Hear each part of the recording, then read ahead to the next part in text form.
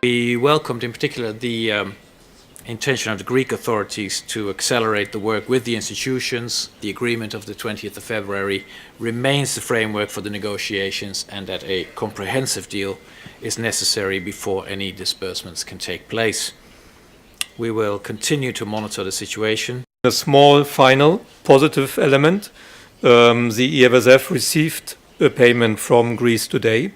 A small payment covers fees, just 220,000 euro. But it's important that Greece continues to pay on time. Ireland is experiencing a strong recovery, which we forecast to continue, as you know, this year and next year. Unemployment continues to fall steadily, and the deficit is declining and is well within the EDP ceilings. Spring forecast from the Commission shows clear improvements. Recovery is strengthening, with growth picking up across the continent. There are more jobs, especially in some member states that have been suffering high unemployment. But we all realize that we cannot keep counting on low energy prices, low oil prices, quantitative easing and low exchange rates. So to keep the recovery on track, we need more investments, jobs, and raising productivity.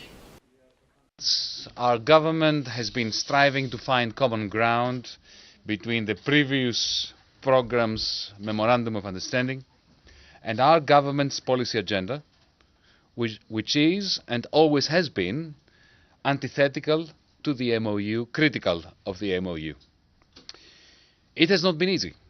Political differences, but also our insistence for a dignified negotiations process have stood in the way of immediate agreement. In recent weeks, there has been considerable convergence, primarily due to our government's great efforts and major concessions during the Brussels Group negotiations. Unfortunately, agreement has not been reached as yet. Today's Eurogroup meeting has acknowledged the strides we have made and was conducted in a thoroughly positive atmosphere. Colleagues also condemned the awfully inaccurate and unhelpful supposed leaks that marred the aftermath of the previous Eurogroup meeting in Riga. So, to conclude, the quest for an agreement that resolves the 5-6-year-old crisis of the Greek social economy is continuing. Agreement is getting closer, and the institutions, our partners and representatives of the Greek government are continuing to search for that solution in very good spirits. Thank you. Or there is a real base, a real intention by your government to celebrate this referendum? On the first question, the answer is it was the 23rd of February when the Greek government submitted a comprehensive list of reforms to the institutions, and it was on the 24th of February that it was approved. That list has been established quite a few months ago. The process that we are now engaged in concerns not so much the list of reforms, but it concerns the technical work necessary on the one hand and the political negotiations on the other in order to conclude on specific actions that are necessary in order to conclude the previous program and embark upon the next.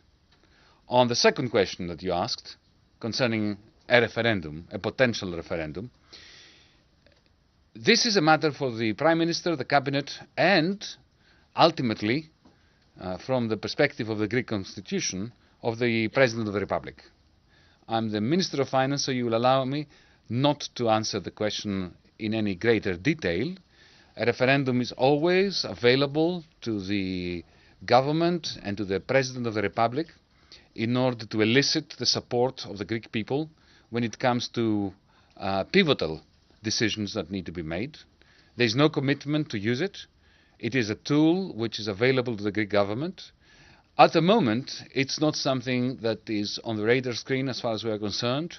What we are engaged in is a very serious, concerted process of negotiation, the purpose of which is to establish the common ground on which to build a decision very quickly, a decision that is the basis for completing the current review and at the same time embarking upon the new developmental phase for the Greek social economy.